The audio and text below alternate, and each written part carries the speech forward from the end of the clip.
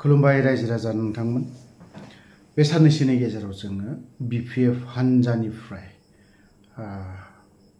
बिजाथि फोसावनायखौ जों नुनो मोनदों। बे बिजाथि फोसावनायनि सायाव इउजि ब्रह्मआ माखासे बाथ्राखौ बुंलांदों। खौसेथिनि बाथ्राखौ लानानै बिथाङा बुंदोंमोन फोसावथ'नो नाङामोन, बे स्टाइलाव जादों। खौसेथिनि बाथ्राखौना फरायसा आफादा माब्लाबानिफ्रायनो थांनाय 15 आगस्तनिफ्रायनो जों खोनानो मोनबाय थादोंमोन मा खौसेथि जानांगौनि बाथ्रा रायलायबाय थानायखौ जों खोनाबाय थादों। फैयै फैयै दा मा खोनाखो जोङो बोसोरसेयानो जानायसै खौसेथिनि बाथ्राखौ खोनासंनाया। बा बिनि सिगांबो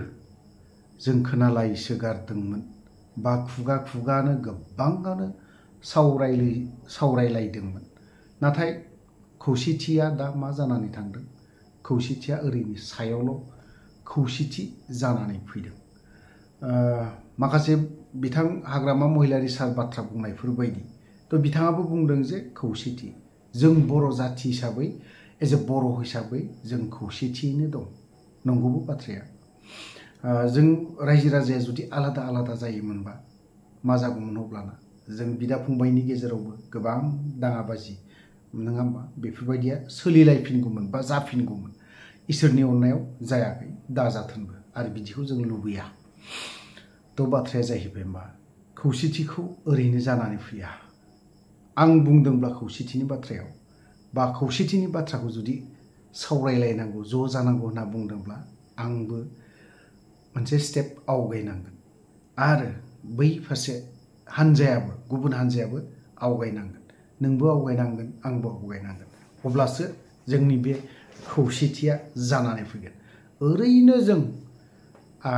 अनलि खुगायावथ' जा फैयो जों बेखौ बुंलायबाय थानानै खौसेथिखौ ओरैनो बुंलायबाय थानानै जेबो लाब गैया। आं जा नुहुरदों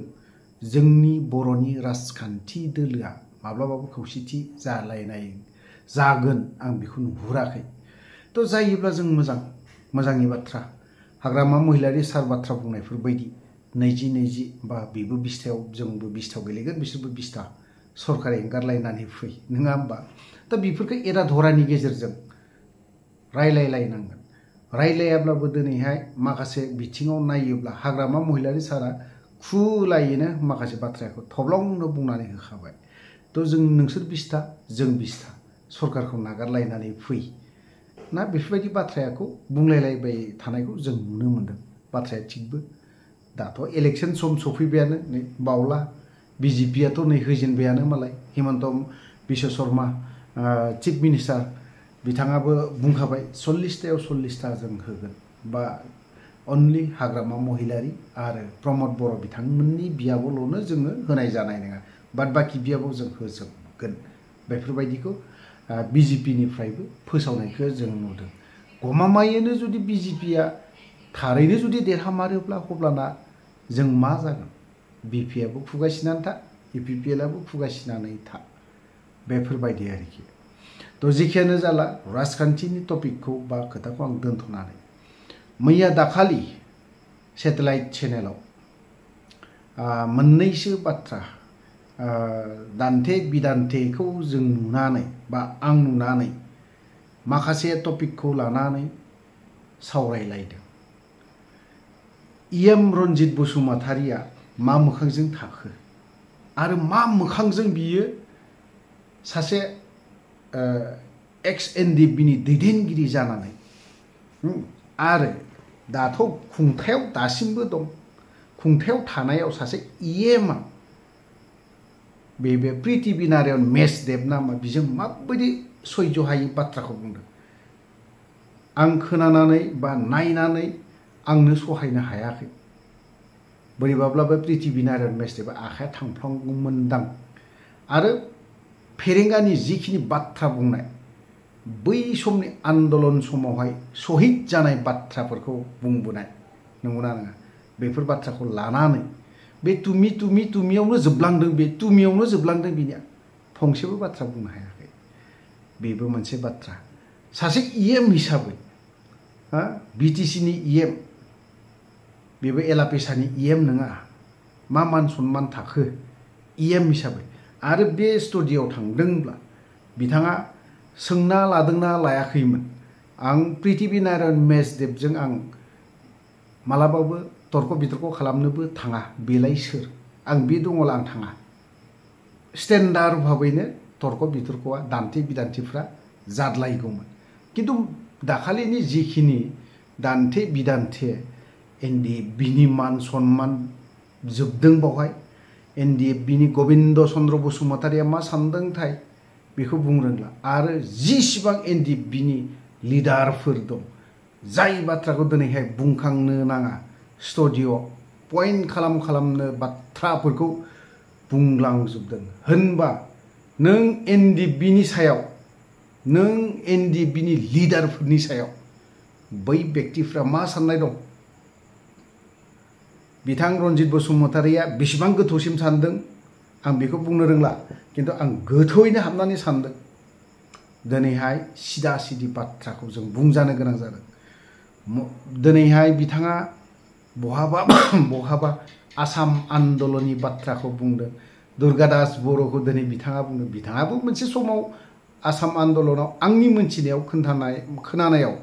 दे आं बेसेबांसो मा आं बेखौ मोनथि रोङा आरो बिनि सोमोन्दै आं बारा बुंनोबो थाङा दुर्गादास बर'आ सानसे समाव आसाम आन्दलननि बिथाङाबो सासे सोमावसारबोनाय बेखौ आं खोनादों किन्तु बेसेबां सैथो बेसेबां मा आं बेखौ बुंनो थाङा एसे जाथि हिसाबै जे प्रिथिबि नारायण मेसदेबजों आंनि बिसिनायाव नों उन्दुना फैदों आं नोंखौ उमुक जायगानिफ्राय उमुकसिम लाना फैदों नों सोर नोंनि बे AK-47 सोलिया बेफोरबायदि बाथ्राखौ हाबाब मा बाथ्रा बुंजाखो बिलाय बे दङबा थांनांगौनि दरखार गैया इएमनि मान मर्यादा इएम बेयाव जुदि थांनांगौब्ला प्रिथिबि नारायण मेसदेब बायदिजों सावरायनो दान्थे बिदान्थे खालामनो सासे इएमआ थांनांगौ माबायदि राव बिलाय माबायदि जघन्य राव बाथ्रा बुंबोजाखो नै बिनि सायावसो दिनैहाय बिथांमोना आरो सिदायै बुङो आरो बुंजाखागोन बियो रन्जित बसुमतारिया बे सिदा खाथां बे बुंजाखागोन गोबां मानसियानो बेखौ मोजां मोना सुखुवा बिनि राव बिनि बाथ्रा बुंनाय सभाब चरित्र रावबो मोजां मोना बे आरो दा निसिमायाव गेलेनो फैबावदों आं निसिमानि रायजोफोरखौ आं दाबो खावलायगोन रन्जित बसुमतारिमोन बायदिनो भट होयोब्ला निसिमा हिसाबै गोदोनानै थाफिनगोन आं ओंखायनो खावलायगोन आंबो बिनो भट होआ आं खावलायगोन रायजो राजाखौ निसिमानिखौ बेफोरबायदि मानसिनो भट होस्लायस्लाय गुबुन सासे सोरखौबा केन्डिडेट नायनानै UPPLनिफ्रायनो सोरबा सासे केन्डिडेट निसिमानिफ्रायनो हो अब्लाना आं साबसिन मोनगोन दिनैहाय एनडिएफबिनि सोद्रोमाफोरा दिनै भट बिफैनो गोनां जादों आथिं हमफैदों सोरबाया दाखालि सोरनिबा चेनेलाव आं नुदों खावलायफैदों निसिमा बायदियावहाय UPPLनि गोरों गोरा गैयाना आरो बिनिख्रुइ साबसिन हामसिन साननो गोरों मानसि गैयाना UPPLआव जानो हागौ बिथाङाबो UPPLनि सासे इएम थाखा फैसा न'जों बुंजोबनाय फैसा थानो हागौ बेफोरबायदि मानसिनो फैनोबो भट होनो नाङा होननानै आं खावलायगोनसो मानोना बियो रायजो राजानि प्रति बर' रायजो राजानो बै समाव बेसेबां खोथा होबोदोंमोन आरो बर' रायजो राजाखौ बेसेबां दुखु होदों बेसेबां गाबहोदों आरो गोबां दंबावो जायनि जाहोनाव दिनै प्रिथिबि नारायण मेसदेबजों आथिंनि मैला खालामना दोनजादों बियो बर' जाथिखौ असनमान खालामहोदों रन्जित बसुमतारिया जेरैबायदि बाथ्रा बुंनाय जेरैबायदि खोथा बाथ्रा बुंनाय लाजिनाय मोनदों आं इएमबा बेफोरबायदि मानसिजों जों सावराया दाबो प्रिथिबि नारायण मेसदेबा आंनो WhatsAppआव बियो हरबाय थायो मेसेज थेवबो आं बिजों कलबो सावराया आरो बेफोरबायदि मानसिजों सावरायनांगौ होनना गोनांथि गैया होननानै आं सानो दुखुनांथावना माखासे बाथ्राफोरखौ बुङाब्लाबो जाया जाय जाथायफोरखौ बुंथावा एन्टि टेररिस्ट दिनै बर'नि गेजेराव खुङो सोरखौ खुंदों गबिन्द चन्द्र बसुमतारिया खाथियाव थानानै एन्टि टेररिस्ट बेखौनो खुंनाय जादों बेखौनो बुंदों सोर बुंदों इउजि ब्रह्मआ दिनैहाय माबे एंगेलजों दानथेनानै बुंलांदों बियो हा बिनि बाथ्राखौ जुदि बुङोब्ला माब्लाबा मोदोमफोरा लोहो लोहो मावो गोसोखाङोब्ला नाथाय लाब गैया खुंग्राखा बे खुंबाय थागोन बे एन्टि टेररिस्ट ना सिलाय सावग्रा दिनै एन्टि टेररिस्ट दिनै मानो बुंदों हा दिनैहाय बेफोरबायदि खुंनानैबो थांबाय आफादखौ मानो दाजेना सोर सोमावसारजेननो फोरोङा सोर फोरोंजेना फरायसा आफाद बै समावनो बिथांमोना आन्दलन खालामबोदों बिथांमोननिफ्रायनोथ' गुबुन आफाद ओंखारलांदों सोरजिलांदों ओंखारलांदों दिनैहाय गुबुन एंगेलसिम थांदों दिनैहाय बर'नि सोमावसारनाया गुबुन एंगेलसिम थांखादों दिनैहाय एन्टि टेररिस्ट बिदि सिलाय सावलायनाय बेफोरबायदि खुंलायोबा जानाय नङा एन्टि टेररिस्ट सोरखौ खालामदों आबसुखौ खालामना लानाय जादों दा बेफोरखौ बिजिरनो थाङोब्ला सोर सोमावसारग्रो जेनामोन एनडिबिआथ' दे आबसुनि गाहायावनो बेसेबांबा उन्दै जुनियर बिएसएफनि सिगाङाव मा आफाद दंमोन बै आफाद गोदान दाजेननायनि सिगां सोर आफादा सोमावसारजेनामोन बेफोरखौ एसे स्टाडि खालामोब्ला नायोब्ला जों नुनो मोनो एज ए बर' जाथिखौनो बेफोरबायदि खुंनाय जादों होननानै आं सानो थ' दिनै इउजि ब्रह्ममोन बायदिया जानो हागौ बुंनो मोनामोन बुंनो समायामोन जों बिथांमोन बायदिखौ सोमावसारबोना फैनाय सासे केबिनेट मन्त्रि जादलायनाय बिथाङा गोबां गोलाव एंगेलजोंनो गबिन्द चन्द्र बसुमतारि फेरेंगानो सावरायग्रानो बिथांमोनखौनो होगासिनो दं होबायबो थालांगोन असनमानबो खालामबाय थाजागोन बिसोरो थ' गोलाव बाथ्रा बुंबाय मोनसे बाथ्राखौ आं गोसोखांफिनदों बै समाव गोलाव जाथाय जानाय बाथ्राफोर दावहा समाव मा जायो मा जाया गोलावनो हाथियार लानानै नांबोनाय समाव जाय जाथाया जानाङा बेफोर जाथायाबो जालाङो गावनि बिदाखौनो माब्लाबा गावनि बिमा बिफाखौनो माब्लाबा समाव दावहा समाव गुबुन खालामनोबो गोनां जायो बा माबा मोनसे जाया नङा जालाङो दिनै बेफोर जाथायखौ दिनै रायखांबाय थाग्राया सोर रन्जित बसुमतारि बिसोर बायदियानो रायखांग्राया सोर रायखाङा आंथ' बुंदों दाबो बुंगोन दिनै बै जाथायफोरखौ जुदि रायखांनानै जुदि इलेक्सन गेलेयोब्ला राजखान्थि खालामोब्ला नों फेरेंगानाव गोग्लैगोन नों गबिन्दनाव गोग्लैगोन नों नैबे सावरायग्रा बिथांनावनो गोग्लैगोन नों बर'सानाव गोग्लैगोन नों सानजारांनावनो गोग्लैगोन जेसेबां एनडिबिनि एमसिएलए इएमफोर एमएलएफोर दं डेपुटि चिफसिम दङ बिथांमोनावनो गोग्लैजोबगोन दायफ्रा दिनै फुराना जाथायफोरखौ रायखांना मा लाब दं दावहा समाव गोबां जाथाय जालाङो दिनै बेफोरबायदि जाथायखौ लानानैसो राजखान्थि गेलेनो सानदों नामा बर'नि दैदेनगिरिफ्रा नों उमुकसोमोन उमुकखौ उमुक खालामनाया नोंनोमोन बेफोरबायदि आसि थुदलायनानै बाथ्रा बुंलायनाया आं साबजानाय मोनाखै राजखान्थि जायफोर गेलेग्रा नोंथांमोना मोजाङै गेले राजखान्थिया मोजां पलिटिक्स बेफोरखौ जुदि मोजां गेलेलायोबा राजखान्थिया जुदि मोजां गेलेयोबा जोंनि नेक्स्ट जेनेरेसनफोरखौ मोजांनो खालामलांनो हागोन साफा लिडार खालामनो हागोन इउपिपिएलआबो दिनैहाय साफा लिडार खालामनो हागोन इउपिपिएलनि गेजेरावबो बेसेबां मोजां लाइमोनफोर दं बेफोरबायदिनो दिनै मोजां पइन्टफोरखौ मानो सोना होनो हायाखै इउपिपिएलनि दैदेनगिरिफ्रा बिपिएफनि दैदेनगिरिफ्राबो आं बेखौ बुंगोन बिपिएफआवबो दं गोबां मोजां लाइमोनफोर दं मानो मोजां बाथ्राखौ लानानै मोजां टपिकखौ लानानै मानो मोजां सावरायलायनाय गैया इउपिपिएलआवनो होन बिपिएफआवबो होन गैया सावरायलायनाय होननाय मोनसेबो गैया बिथांमोननावहाय इउपिपिएलआथ' गैखालानोसै गोदोनानै जेनबाथाय गोदोनानै थाखागोन लासैनो खुनुरुखुम निरुजिरुसो थागोनफोरबायदि मोन्दों सब समाय सान्ति माबे बिथिङाव सान्ति फैखो माबेयाव सान्ति फैदों माथो राजखान्थियाव जेबो सान्तियानो गैया असान्तिसो राजखान्थियावबो दिनै 17 बोसोर होनना बुंबाय थादों दिनै 17 बोसोरखौ जुदि दे मोजाङानो मोनथारासै नांथारासै जेनबायबो थाबायबो नोंथांमोनाथ' मोजां खालामनो नाजाना इउपिपिएल हान्जानि दैदेनगिरिफोराबोथ' मोजां खालामनो नाजाना मोजां मावना खोन्थानो नाजाना दिनै जोंनि बिटिआर एकर्ड जाबाय बा माबा मोनसे एकर्ड जाबाय दिनै बावहाय दफाफोराव मा दं बैफोर दफाफोरखौ जों नायनानै खामानि लाबोनो मानो रोङाखै मानो हायाखै दफायावनोथ' बिसिबां गिदिर गिदिर कलेजनो इन्जिनियार कलेजनो माबा माबि कलेज दङ बेफोरखौथ' मावफुंनो हायाखै दाबो 1500 कौटिनि खोथाखौथ' बाद दोन बा नैबे कलेज टलेज लुनायनि खोथाखौथ' दोनथ' एनडिएफबिनि मार्टियास टम लुनो दिनैसिमबो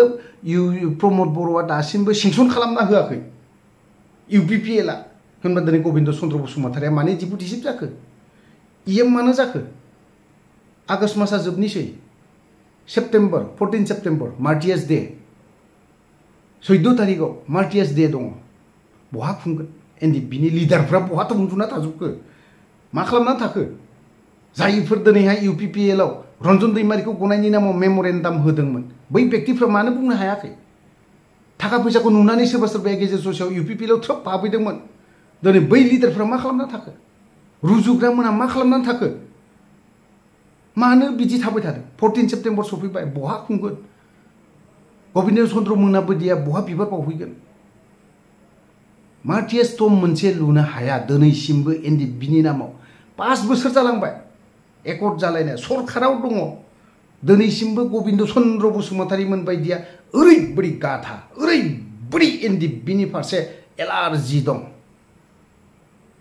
इउजि ब्रह्मआथ' दिनै एनडिएफबि होननानै बुङा इउजि ब्रह्मआ एलार्जि जायो दाबो